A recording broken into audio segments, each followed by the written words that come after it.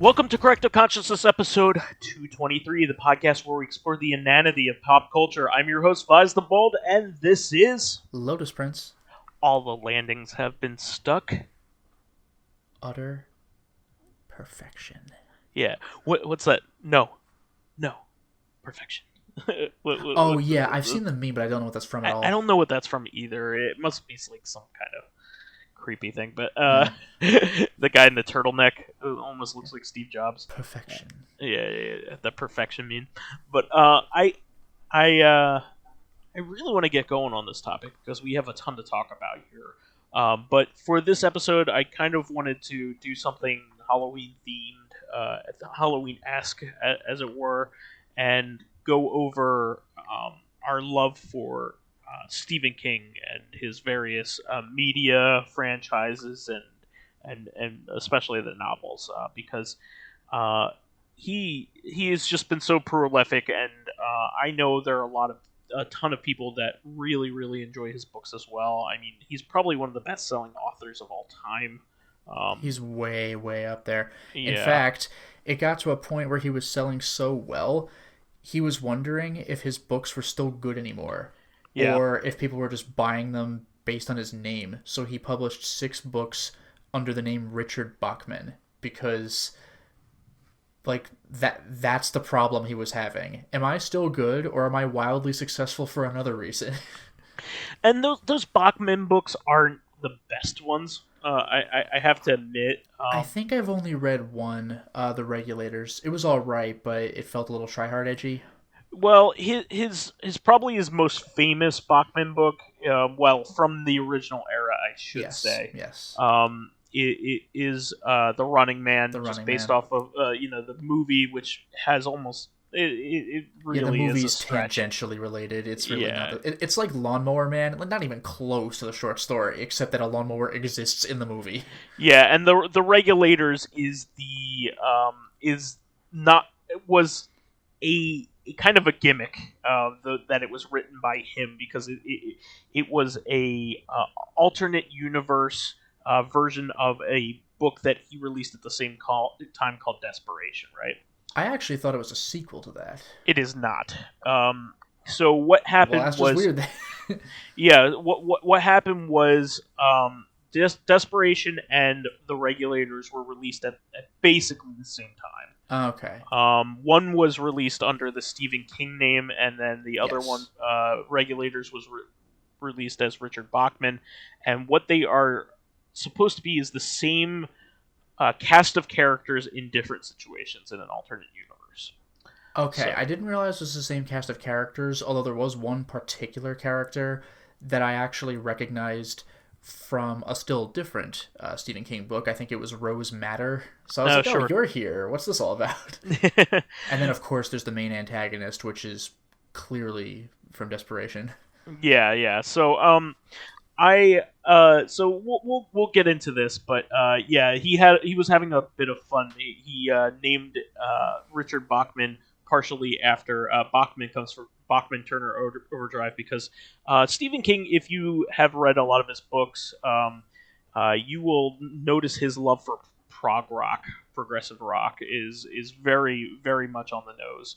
I mean, one of the main antagonists of a lot of his writings is named specifically after a prog rock band. So that is true. That is true. Yeah, the Crimson King. So, but is named after King Crimson. He was named after a JoJo villain. Stephen King was ahead of his time. But yeah, I mean, part of what makes Stephen King's books actually really fun to read is that he has a lot of real world references to media and products that you wouldn't expect a book to have. I'm sure he's got permission for almost all of them, because he's a big time author, and getting a shout out from him is a big deal for a lot of people, I'm sure. It's almost like the Weird Al effect. It got to a point where he became so popular, same with Mel Brooks, that you knew you were a big deal if they addressed you directly, even though they were parodying you. Which Stephen King, like he's already referencing really huge things, so it's more just like acknowledgments, but it just kind of reminds me of it. Yeah, I mean, he even has references to Harry Potter in Yeah, in Dark Tower. The Dark Tower, like Dark Tower, Dark like Tower what, books. 5 and 7? Yeah, yeah. So I mean, it's kind of funny that kind of stuff kind of carries over into his writing. But I really like that. You know, he'll even talk about like real life products, like in The Stand, which is one of his early books, but one of his most well biggest regarded. Hits. Yeah. One of his most well regarded critically. He has like a big tirade against like Dairy Queen in the very beginning of the book. I forgot that. It's been forever since I've read that. Yeah, yeah. That book in particular is important now because the series just got announced for Peacock. It'll be free for yeah. And this is after we've already had a Stand series, but it was apparently mediocre. Yeah, that was the one with Molly Ringwald back in the early 90s. And it was boring. She's come a long way from being in detention. I think Rob Lowe was in that too. Like, so it was basically former Brat Pack people in that one. Stephen King makes an amusing cameo in that one in particular. He makes a cameo in a few of his movies. Yeah, but I would recommend reading the book over that old series. I would think that the new series would be a lot better just because most Stephen King adaptations nowadays are actually pretty darn good. Yeah, actually, one thing, by the way, I should mention regarding Stephen King cameos is even though I still haven't seen the movie It Part 2, apparently Stephen King makes a cameo in that and acknowledges... Makes fun of himself, yeah. Yeah, he acknowledges that a lot of like horror stories just have like disappointing endings, which, yeah, he's making fun of himself because a lot of, like, so many of his books have just... brilliant concepts, but the endings occasionally sort of fall flat, which includes It. It's like, and then it's a giant spider and they fight it. Like, Well, I would say that his books don't necessarily, upon retrospect, don't have bad endings, but they have endings that are not what people want. No, that's true, but it kind of was a letdown. I remember Dark Tower was outright controversial at the time, but in retrospect, I think genius. It was pretty clever. Yeah, it's genius. In fact, I really want to talk about the Dark Tower, and I wish I could do it unfiltered because the Dark Tower... there's so much to spoil in that, so I'd be careful of that discussion. Part of what makes the Dark Tower series so good, that is his magnum opus, according to him, not according to his fans. Yeah, I mean, it's literally an epic. It's 7 books over the course of decades because there was, I think, like a single decade-long break between 3 and 4. Yeah, and...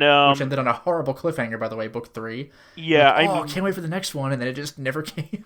Yeah, and also in the meantime, between a few of them, he had really bad writer's block because he was hit and struck by a van while walking near his home and almost died. From it. So, it shows in the writing, which is really, really neat. He somehow was able to incorporate his actual condition at the time into those novels. I'm not going to say more than that, but the Dark Tower series is basically his.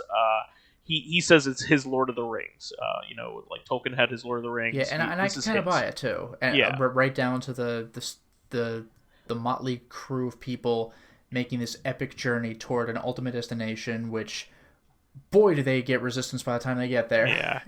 So here's another thing about the Dark Tower series is that it is at the same time one of the best things that you can read as a Stephen King fan that's already familiar with his other books. It very much helps to be familiar with his other books. But it is also a good starting point if you take into the consideration that you should also read his other books, or in between the yeah, it's not required reading, but it helps. You get a whole other level of appreciation, not understanding, well, kind of understanding, but appreciation as well. Yeah.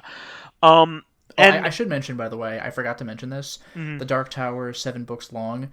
There is an 8th book, which is like an interquel or a prequel, sort of. Yeah, it's just like it's like Stephen King's The Canterbury Tales. It's not Yeah. multiple, so many tales, but it's more like it makes me think of it because it's a story within a story within a story. Like Yeah, I think our it goes down heroes are, 3 levels or yeah, something no, like that. it's exactly that. Like our Yeah. heroes are traveling. It doesn't matter where they are in the story. Like the plot on the outside does not matter. They're just like, uh-oh, a natural disaster is about to occur. We better go into hiding. So while they're waiting, they're like, let me tell you a story. And Roland tells a story about his past where he had to solve some mystery. And during the mystery, he found a victim of the murderer he was chasing down who was traumatized. And within the flashback, young Roland was like, well, let me tell you a story to take your mind off of things. And it goes into like a fantasy story. Yeah, So it's a wasn't he story at with, like a nunnery or something? Yeah. it's been a little while, but yeah, it was a story within a story within a story. Yeah. So here's the thing. You some of you are probably wondering if you saw the Idris Elba vehicle, the The Dark movie. Tower movie, yeah. Ignore the movie. The movie is not good, and also is kind of an It's sort extreme. of a sequel. It's not really. You can't just not read the books and then watch the movie because it's not even attempting to be a direct retelling of the books. It's also a false start. They meant to go other places with that series, and it wasn't successful enough itself. So, Yeah, I mean, like the whole movie is like you need to read the book to get this. Like when you watch The Lord of yeah, the Rings, I mean, the book has different stuff and you can go deeper, of course, but like you understand what's going on in the movie because it's its own thing. But like you should never go to a movie where this covers our corrective consciousness question last week. You know, like you shouldn't have to seek out supplemental material to understand the movie you're about to watch, and The Dark Tower was kind of that. yeah. Here's also the thing is, unfortunately, the Dark Tower is a you need to go exclusively off of the recommendation of it in order to continue through it, because the first book is quite possibly probably like the most boring Well, of to the the point books. where he like has a revised version of it. Of the books, and it's really a shame because the second book is great, and the third book is even better, and the fourth book is even better than that. So it just gets better, and it's one of those things. I mean, the fourth book is one It's of the best mostly things he ever flashback, but wrote. it's a very good flashback. It's one of the best things he's ever written. Like book Um, 2 is a freaking banger. Book 3 is building up to a huge climax. The fourth book covers the climax like very early on, and you go to a flashback, and you're like, "What?" But then you get captivated in the story, and you're like, the "Okay, you know what?" flashback is one of the best like prequel flashbacks of Yeah, in any story I've ever read. It's really really good, and this is from somebody who doesn't like prequels. I most of the time prequels are useless to me, but this was excellent. So well, what also makes it work though is Roland's like, let me tell you a story about when I was a kid. It's not like we've watched the story. Let's go back 15 years and like, well, you're like, where we look at the whole cast of characters, and I'm like, well, I know who dies because it's someone who wasn't in the original movie. yeah, I know who doesn't die because they are in the original movie. But Roland's like, let me tell you about what I was like as a kid, and you're like, oh, okay, this could be anything. well, I'm happy that that that that's a good place to start because it introduces you to a lot of his other books because they make kind of guest appearances a lot of his other books.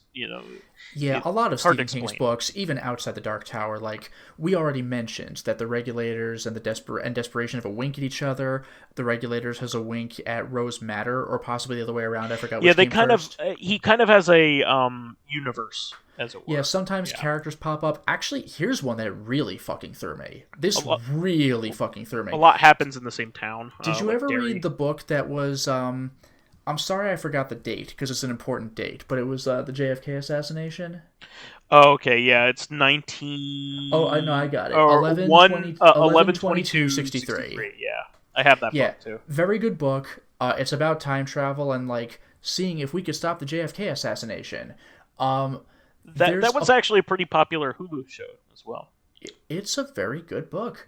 Yeah. But there's a part in the book because the guy doesn't just live in one state the entire time throughout the book. He kind of bounces across the United States. There's one part that comes out of fucking nowhere where he goes to Derry, Maine, because a lot of Stephen King stories take place in Derry, Maine. Let's be real here. But there's a part where he runs into a couple of the kids from It, which took place after the kid part of the story, but before the adult part. So the kids had defeated the clown in the sewers already. And the main character of the book, of this 11/22/63 book, is like, yeah, I'm looking for this particular person because I've heard there's been a couple of murders, like, in this general vicinity. And the kids, like, whisper to each other something, and the guy can't hear what it is. The closest he gets is something like, no, these weren't the clown. And he's like, what the fuck? And, like, that's all you really get from that scene. It's just, like, a little wink at the book It. It's just... Stephen King does stuff like that every once in a while. Well, I really love that his books do that kind of stuff as well. One of the... it's like Quentin Tarantino's movies, right? Like, yeah. everything's in universe. And there are layers to Quentin Tarantino's universe. Like, yes. there may be a movie franchise within his... Well, that's the thing. Yeah, From Dusk Till Dawn, like, there are no vampires in the world of Pulp Fiction or Kill Bill. But, like, no, don't worry, it's a movie. From Dusk Till Dawn happens within the Pulp Fiction universe, as it were. It's a movie within it. Yeah, exactly. It's which fantastic. is pretty cool. There's some kind of hyper, stylized, Tarantino movies that are happening within that universe, which is pretty cool. But I was going to recommend The Stand is a good place to start because it is so good. And... Well, I will say, like, 100%, it's an iconic work for a reason, but, like, let me start reading Stephen King for the first time, and it's like a 900, 1,000 page book. It is his largest book. Larger than It, and It is fucking huge. Yeah. If the movie was long, think again. Maybe another good place to start. Usually take the book version of a movie that you've always wanted to... that is a good idea. Yeah, so like The Shining, for instance. The Shining is a good place great example. to start. Especially with The Shining, you could do all sorts of compare and contrast. I will say the TV special, which was not as well regarded, was way more accurate to the book. So you can take a look at that. The movie is probably my favorite horror movie of all time, though. I still really love it. You know what's kind of funny? I really didn't get a lot out of it. And part of it might have been because I already knew about a lot of the scary stuff, like the blood in the elevator, the little girls. Like, I already knew, like, here's Johnny. So I was kind of just waiting for those parts to happen, and I was like, this is a good movie. Well, what I like about it is its attention to detail. There is all kinds of hidden meanings and details in that movie that are still being enumerated upon to this day. Can't argue there. So, like, that's part of why I really like it. My favorite movie of all time is 2001: Space Odyssey. So, another movie by my favorite director. By the same director. Stanley Kubrick. Yeah, and it has the same level of detail. There is excruciating amounts of detail in 2001. So it's probably the most detailed movie ever made. You know what my favorite anecdote is, though, is for Dr. Strangelove. Stanley Kubrick was like super attentive about what shade of green this one table is supposed to be to make it authentic, even though the whole movie's in black and white. Well, that's just insanity. But but the performances in The Shining are also iconic. Performances are brilliant. Yeah, I mean, like, you can't go wrong with the performances. But the book has a completely different subtext, and that's kind of why Stephen King doesn't like that version of The Shining very much, is because he meant for the Shining book to be a complete allegory for his alcoholism and its effect on him as an author and a family person at the time. So The Shining is basically like Jack Torrance's character is what the awful headspace that King was in at the time, and it shows. It's very much a reflection of the way he was feeling at the time, and kind of his way of getting redemption is to make a book where basically he's the bad guy. Yeah. Because he recognized that he was the bad He's guy his own at the worst time. enemy. Yeah, but he's also the bad guy to his family. It's not just himself. It's everybody he's around taking him. out on others. It's everybody around him is being abused, including himself, by his own behavior and his addiction. So, the movie touches on the alcoholism. And also It has an makes more of a iconic point of it scene. it makes way more of a point of alcoholism way later. Yes, Like that's but what it's gets not the him entire really, motivating factor. Like the yeah, book no, is. like it's what really gets him into his frenzy though. Like, you want another drink? But like for the first like half of the movie, even then, Jack Nicholson's performance made it look like he was ready to wig out, like just given the excuse. Yeah, and Stephen King also didn't like the choice of Jack Nicholson because he already looks crazy. That was the whole thing. Yeah. Like you don't know anything about Stephen King. You watch this movie, you're like, oh, that guy's gonna flip out and go nuts. Like the way Jack Nicholson plays the role, like you're like, oh, he's the crazy guy. Whereas in the book, it was more of a transformation. And King also stated that he wanted the main character to be in every person. It was meant to show how the surroundings and the haunted nature of the Overlook can influence a normal person, not a crazy person. This is somebody with normal negative qualities that almost anybody can have. That was the point. He was trying to show something with a character that had flaws, but had them exaggerated by the hotel. So you know what almost makes me think of this is going into a different movie for a second. sure. But The Mist. This is not something that Stephen King had a complaint about. In fact, I think he actually publicly said that he liked the movie's ending better than his own book's ending. But the thing about The Mist, which I didn't think of at the time, but Red Letter Media talked about this, and you can see it in clips. It plays off like a 50s monster movie. Like, oh my god, the end, like with the overacting and like the TV camera style of filming, with just like, there's a monster, and it like cheap jump scares and stuff like that. And the movie was originally supposed to be filmed in black and white, and now there is a black and white cut of the movie. But it was supposed to be an homage to that, even though I don't think the short story was going in that direction. The director's like, I want to do this with it. So like that feels to me like Stanley Kubrick had his own intent for The Shining, and in that case, Stephen King happened not to agree with it. Yeah. But my point is that both works are very good, but for different reasons. Very different reasons. I mean, it's an iconic movie for a reason. It is a very good movie.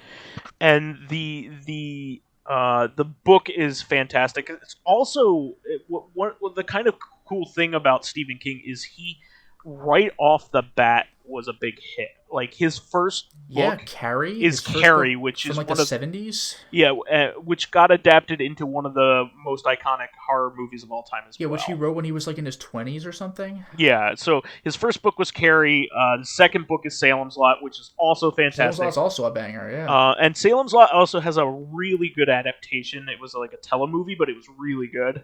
A lot of people consider Salem's Lot to have one of the best like telemovies he's had. It was like maybe a 2-part telemovie, but a lot of people go back and watch that. It was a 2-part telemovie as well. I think so. I'm pretty sure. From the 90s, like that. It looks quaint and corny by today's standards, but that movie freaked me out when I was a kid. I never actually saw. Yeah, 2-part television miniseries from in '79 actually.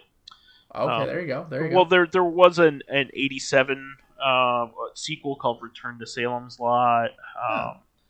There was a new version in 2004 with Rob Lowe, but the original's the way to go, the 79 one. And then The Shining is his third book. So, I mean, like, all three of those have good adaptations and are really Shining good. Is, like you said, one of the most iconic horror movies of all time. Yeah, I mean, despite its differences, it is still absolutely And even the fantastic. Shining sequel, which came out only a few years ago, Doctor Sleep, Yeah, it also had a movie adaptation, and that was a bit more underground. It wasn't the most popular thing ever, but the I people who liked saw it. it liked it. Me and my fiance, I had her watch The Shining for the first time, and she loved it a lot. And then I was like, I'd never gotten around to. I had read The Shining, but I had never gotten around to reading the sequel, Doctor Sleep. But when it was adapted, I was like, how are they going to do this? Because the They apparently movie, adapt aspects of the movie and the book. yeah. So I was just going to say that. So the movie is so iconic that you can't ignore it in terms of continuity. You can't ignore what Well, yeah, because happened and if how you it do a was faithful book displayed. sequel, people will be like, well, that's not what happened, because it's just the movie version. Yeah, but they kind of adapt. It's like kind of a sequel to both things, which is really cool. You know what that reminds me of, actually? Do you remember the brand new CG Addams Family movie that came out like this year or Oh last yeah, year? And people were like, what the fuck? That doesn't look anything like the Addams Family, except they're they look perfect like the original version recreations of the original comics from like the 40s. Yeah, yeah. Before they had names, by the way. That's true. That's true. They didn't have names until the sitcom. But Yeah, what was that? The 60s or something, or 50s? 60s, I think. Okay. Yeah. So Doctor Sleep ends up being really good. It is not the same type of movie as The Shining, though. So Yeah, don't. nor is it supposed to be. Yeah, what I'm saying is it does not have the level of detail or even a similar directing style. It does not have that. Don't go in expecting that. It's a much more modern style of movie, but and it doesn't. Nobody can direct like Cooper can, and they shouldn't, because he basically tortured his actors. Yeah, Kubrick was fucked up. Yeah, I mean, for all the things that I love that he produced, he's also a piece of shit. I mean, like, Yeah, same goes for Alfred Hitchcock. yeah, I'm pretty sure that he gave Shelley Duvall, Duvall. PTSD. Yeah, I'm absolutely it's sure probable. Yeah. considering her mental state at the moment, which is really really a shame because she made a lot of really nice things, but she needs some help now. But anyway, Doctor Sleep I thought was a really really good attempt for something that was so iconic that you probably shouldn't touch it. So that's a good place to start. It is a good place to start. And actually, one of my favorite books of Stephen King's, I don't know if it's the best place to start per se, because it's not like most of Stephen King's other works. I think You I know can't where read you're it and going go, with this. oh, well, this now I gotta read more stuff like this. You're not gonna find much more like it, but I very much enjoy The Eyes of the Dragon, which is a straight up fantasy book. In fact, I was gonna say that when he delves into fantasy, it actually I think is his best stuff. Yeah, and The Talisman. Yeah, I actually never read The Talisman, but it is a delight. Like The Eye of the Dragon is pretty much a fairy tale, and it's really really good, and it also contains the villain of the Dark Tower series. Yep, there's your connection. Yep. Yeah, and even the king. I don't think he's an actual ancestor of Roland's, but his name is Roland, isn't it? I think it's implied. There's an implication there, but anyway, guess who's playing Randall Flagg in the new series of The Stand? Oh, series, because I was going to say he was Matthew McConaughey in the movie, but the series, I don't know. Yeah, so The Stand is coming out, which also has the bad guy from the Dark Tower. Randall Flagg is around. Yeah. He's one of the connecting characters in his He's universe. also in Storm of the Century. It's good stuff. But Randall Flagg is played by Bill Skarsgård, which is his brother just got done playing Pennywise in it. Yep. So it's really cool that the Skarsgårds are really part of Stephen King's connective tissue, because look at that. The new It adaptations are some of the best Stephen King adaptations. I really like them.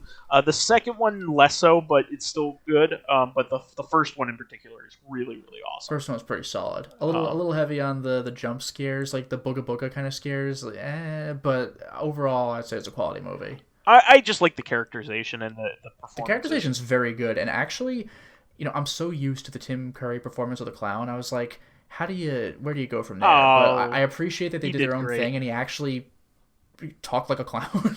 Yeah, no. Because Tim Curry, like, his performance is wonderful, but, like, you see a clown, and he's like, hey, how you doing? And you're like, what? I feel a little weird. Yeah, what's his name? Which Skarsgård is the one in that one? I'm flaking on this one, honestly. I'm gonna have to look it up. I forget. Bill, I guess. Yeah, it's Bill, isn't it? Oh, is it Bill? Yeah, it's Bill. Okay, so who's the stand? Is it still Bill? No, it's his brother. Let me see here if I can find it. Jesus. Yeah, I don't know.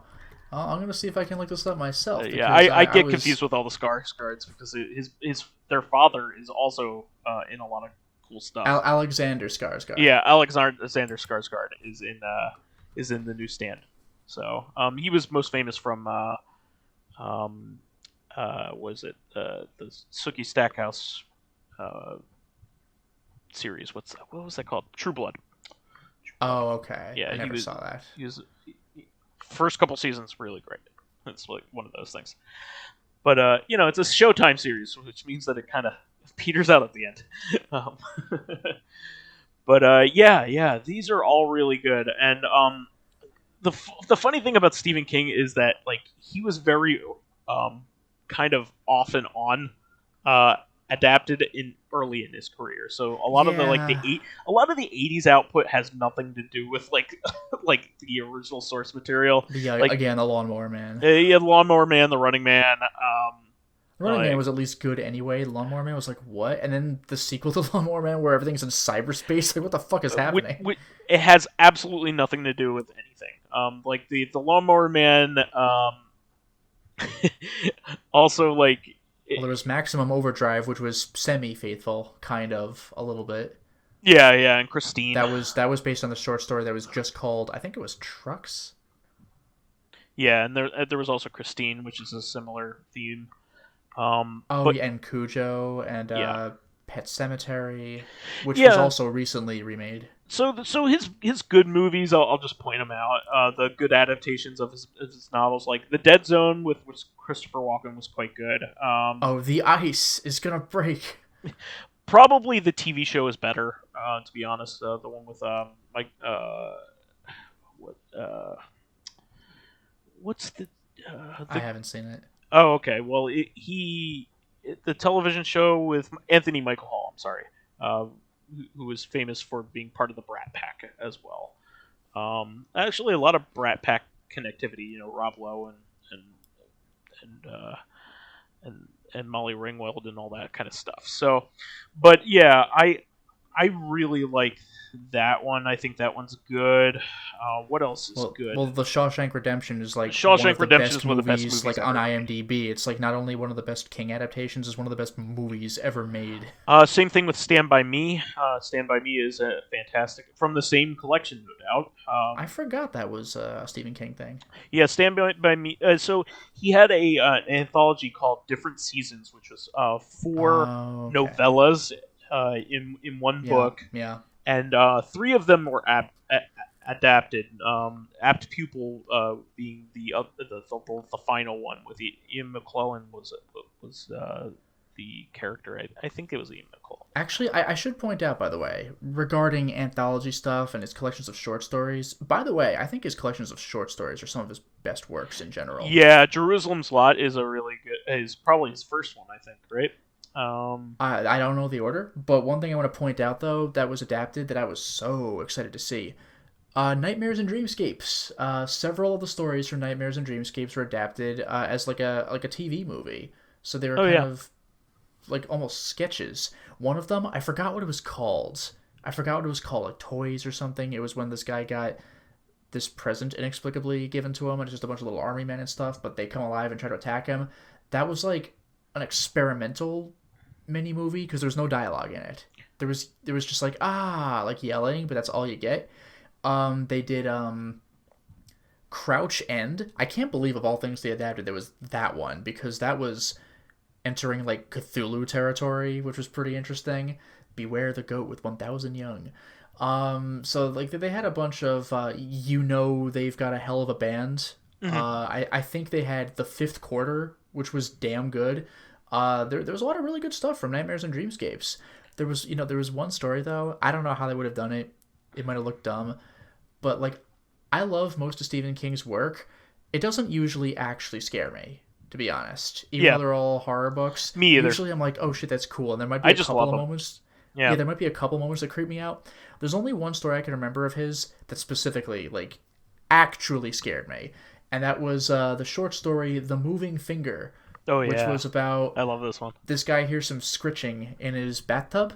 And he's like, oh, God, do I have, like, rats or something? That's just perfect. And he goes over his bathtub, and out of the drain, it's a fucking finger just moving.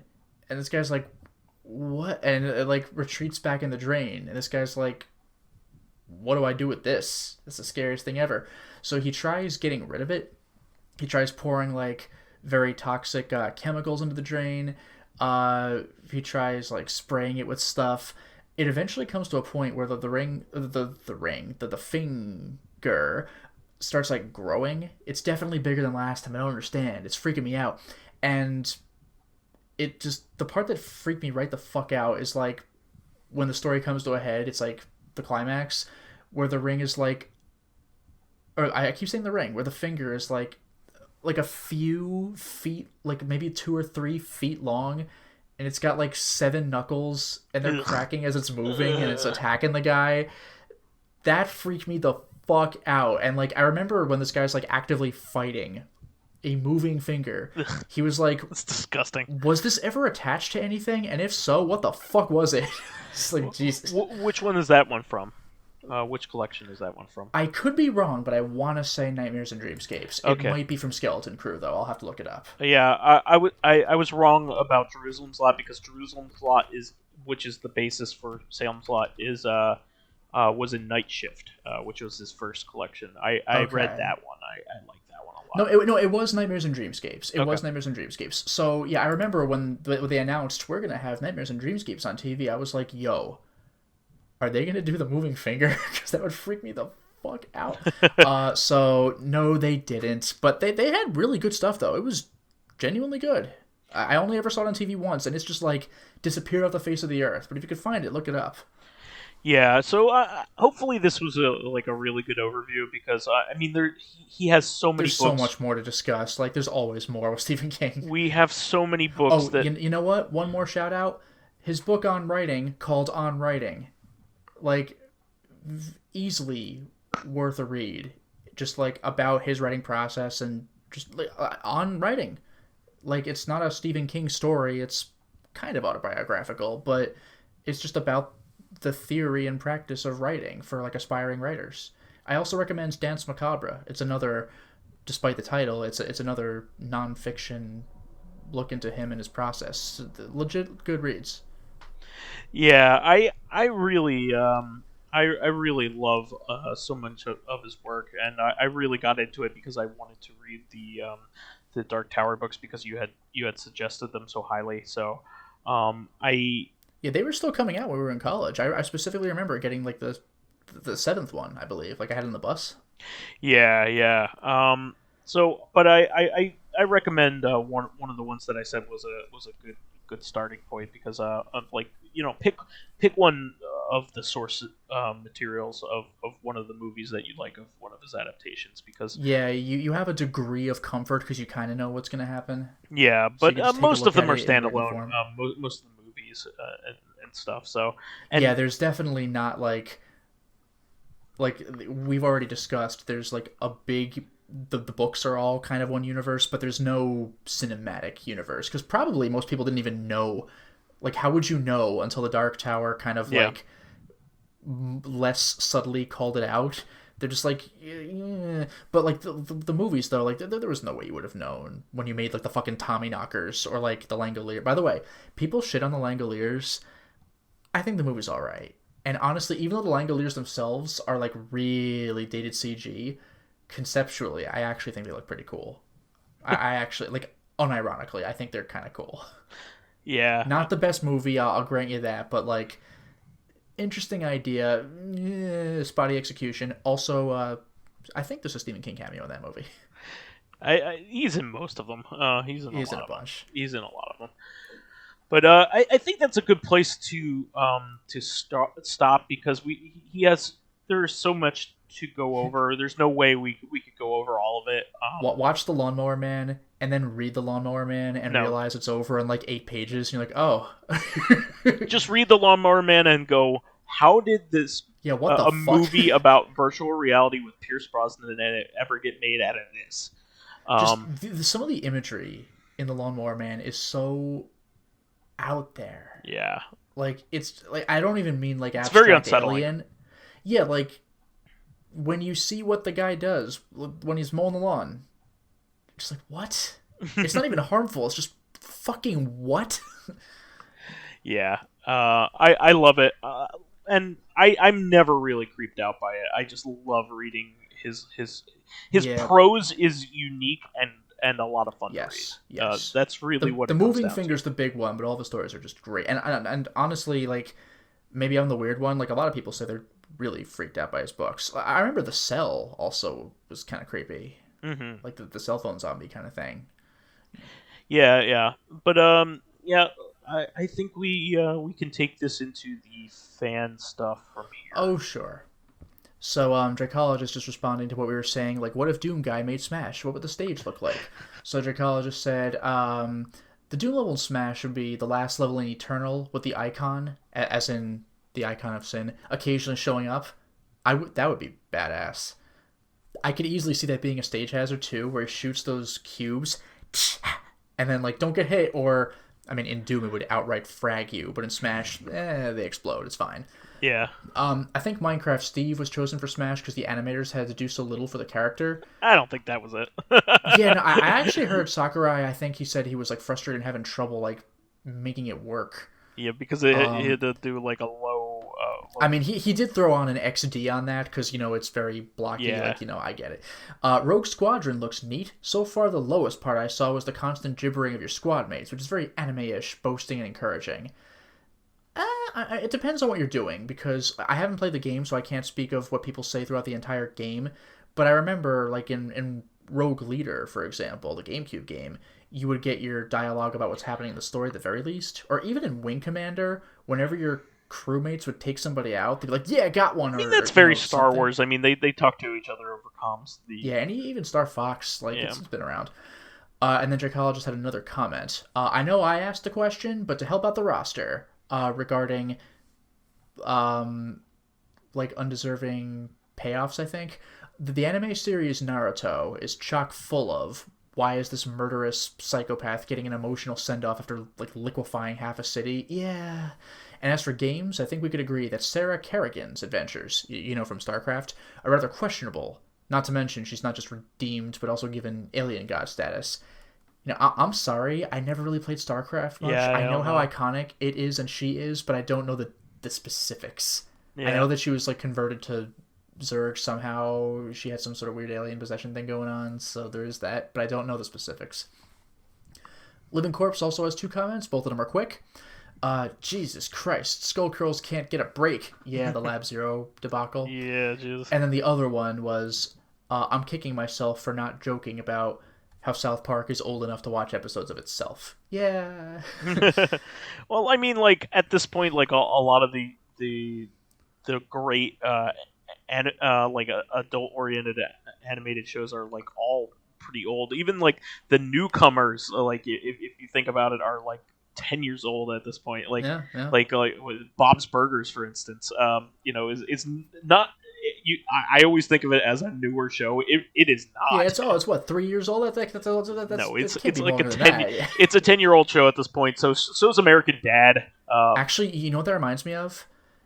You know those things like, in this thread we feel old and, like, results may vary. I saw one that got me pretty good. What you think Final Fantasy was like 20 years ago, and it's like FF1. What Final Fantasy actually was 20 years ago, and it was like FF10 on PS2. Yeah, I was like, oh no! It's like that was the last time. Extra hard because it was recently released on PS4 and Switch. It got like a remaster, and like, the game's on store shelves. It's 20 years old, dude. It's the last time. Oh no! The last time there was turn-based, turn-based fighting. Well, 10-2, I guess. But even Demon Souls, like a decade old, it's fucking crazy. Because Dark Souls was 2011. It's ridiculous.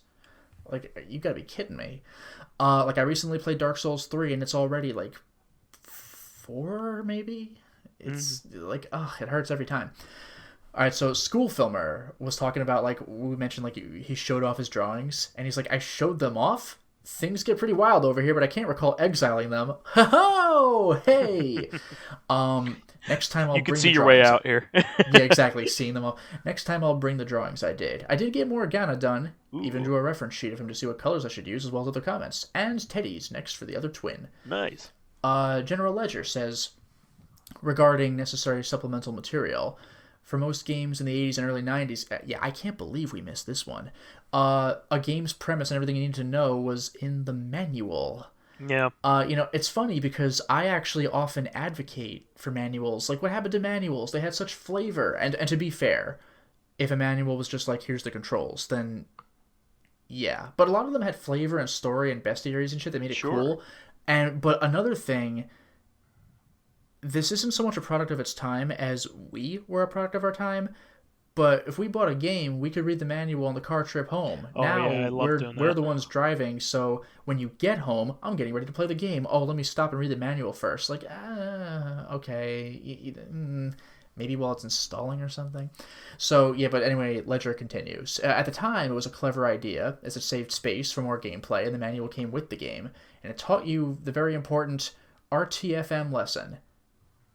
Oh, okay, that took me a second. Read the fucking manual. Because, yeah, like, a lot of games are obtuse, where, like, what do I do? Read the fucking manual. Oh, good luck playing something like SimCity 2000 without reading the manual. Oh my god, dude. So, of course, with used or digital copies of these old school games, the manual either isn't provided or it's buried in a PDF somewhere. Yeah, that is one thing that bothered me about, actually. Like, a lot of these... I don't know about the new Sega collection, but Sonic's Genesis collection on PS3 and 360, there were no manuals. So, like, I hope you just know what to do. Yeah. Even Streets of Rage, you can't screw that game up. But did you know that you can recover from being thrown? Like, figure it out. You wouldn't inherently know that. Yeah. Yeah. So yeah, that's one thing I love about a lot of Vita games is that they have even the Nonary collection. You know, it gives you a little black and white manual, a little bit for the PS4. Mm-hmm. But if you go into like Danganronpa 1 on the Vita, it's got a full, because it's digital, color manual. Like that's overlooked, I think. It's pretty cool. But yeah, now newer games would also expect an opening scene or tutorial level in the game proper to provide that information. So I can't blame them for not knowing to look for the manuals and being confused.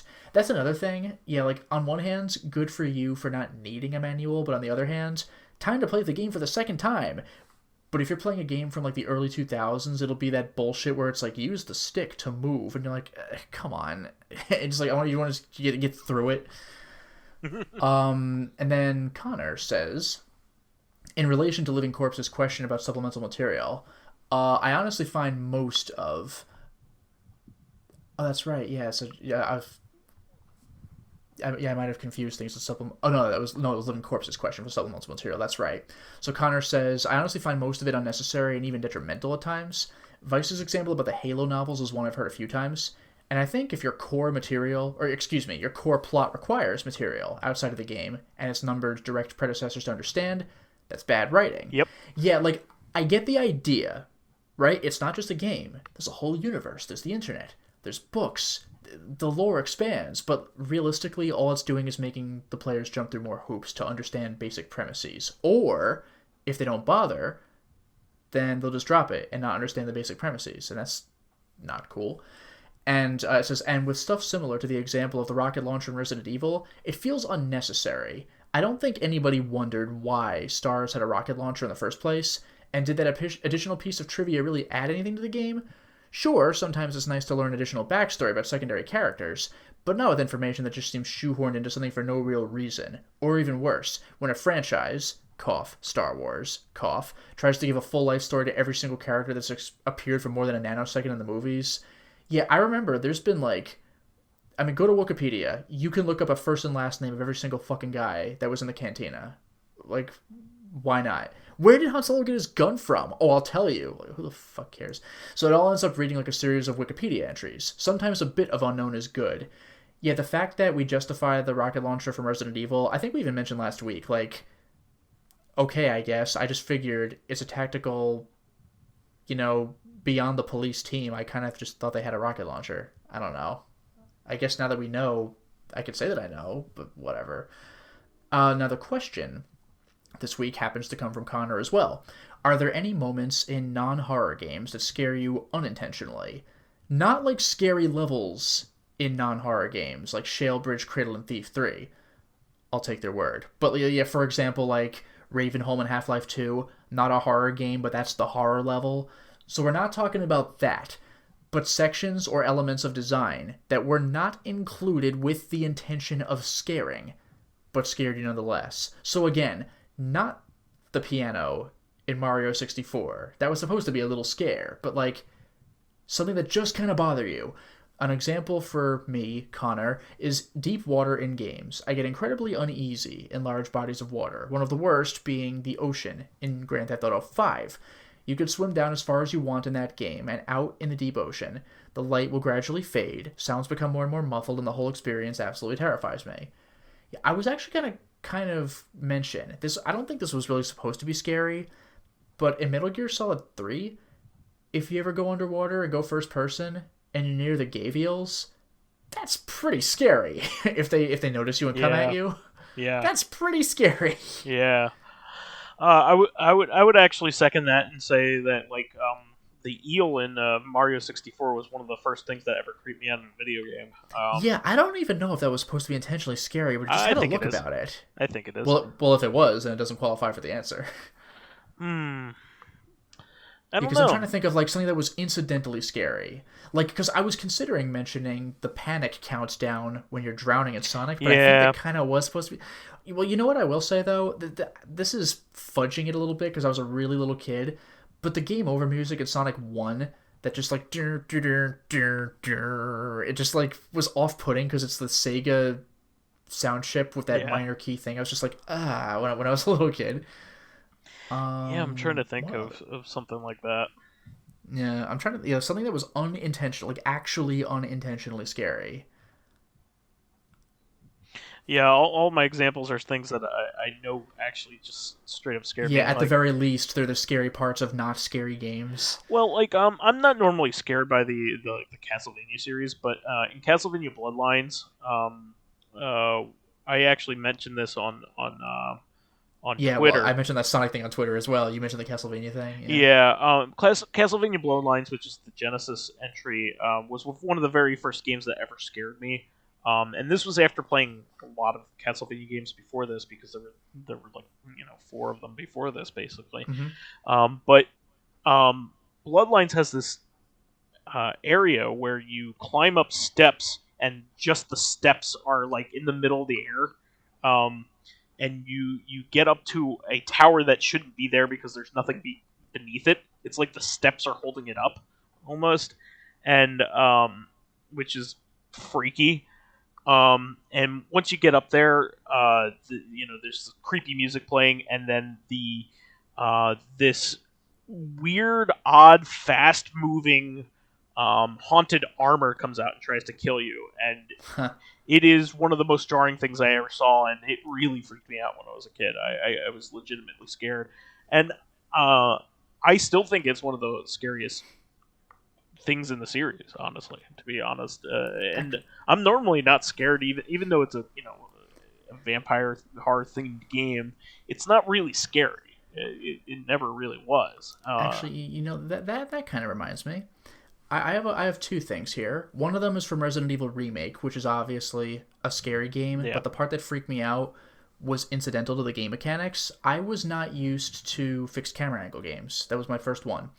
So the idea, like what happened was the first zombie in the game was coming at me, and I'm like, oh no. So I run away to the next screen, like not opening a door, but like where the camera angle changes, because I needed to get some distance. And I fired at him, and I wasn't used to the game's mechanics where you hear him drop to the ground or anything like that, so I didn't know when he was dead. I didn't know if I was doing anything.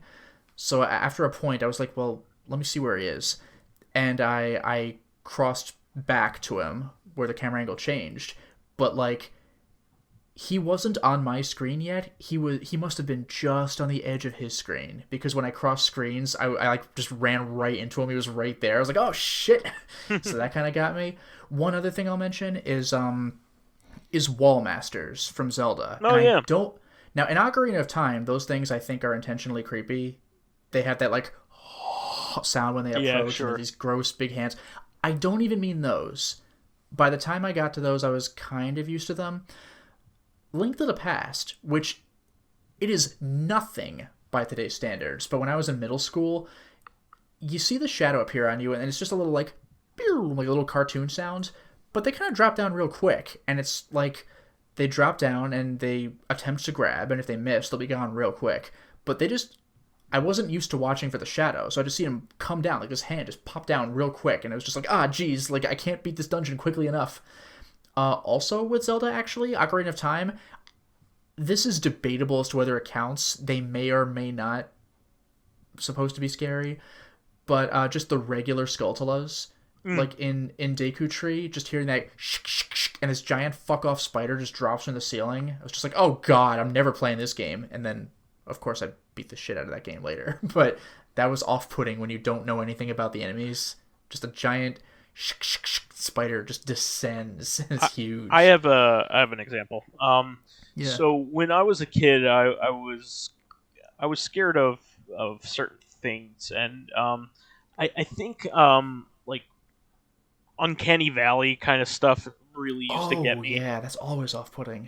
So one of the things that happened when I was young was we got our Gateway 2000 our desktop right around the same time that Windows 95 came out, which is when a lot of people got their computers back in the day.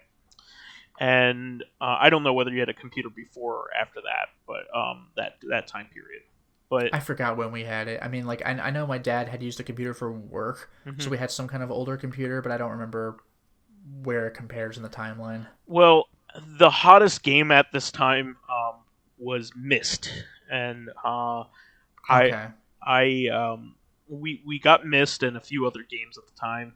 Yeah, I'm pretty sure we had Myst as well at some point. Everybody had, like, whether they played it or not, everybody had just it. Magically had a copy. Even if you didn't own it, you'd come back to your house and you'd just find one in the attic somewhere. Well, it's one of those things where I think a lot of people bought it with their computers just like to show it off, that kind of thing, because it was a multimedia It was game. like spectacular presentation. It was a multimedia game, and nothing like the presentation of it had never really been done quite like that before. And the thing that scared me, this game actually really creeped me out because But Uncanny Valley, though? Well, let me explain. Yeah. So, when you meet the brothers that are stuck in the books, there is FMV of them playing, and they are talking very intensely, but there's also a lot of like distortion happening with them. So like you could barely even hear them at some points because it's like they're getting cut out by static.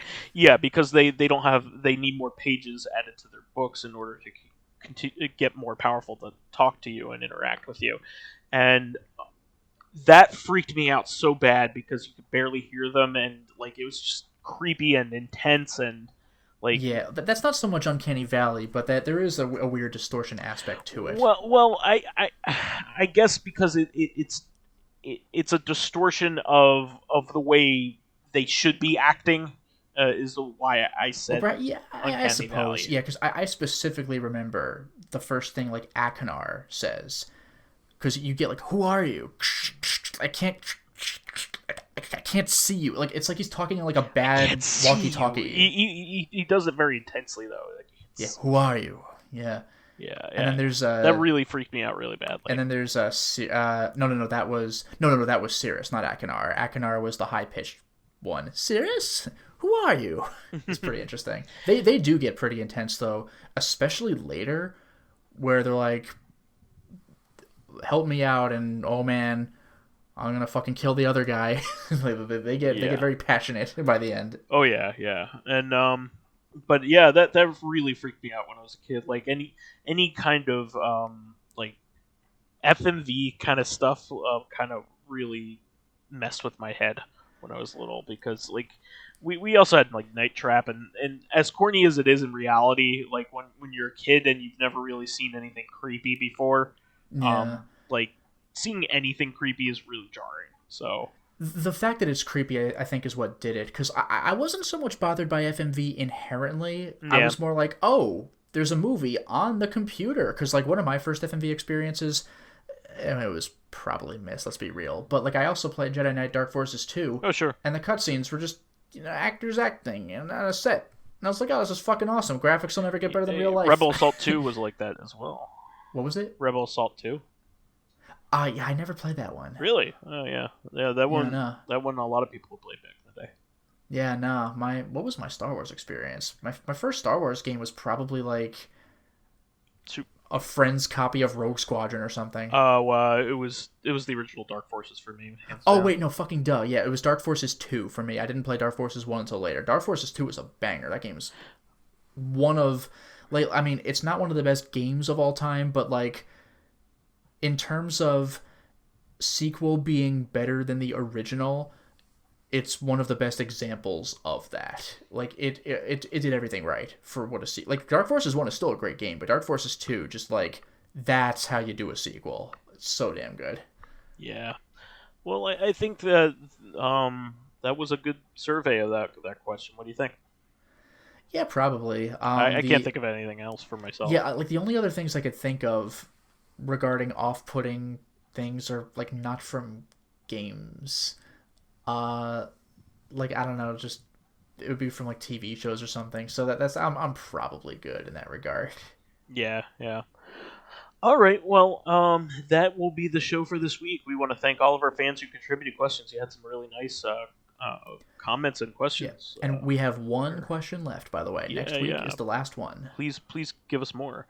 We need more. I need more pages. I need more plasma.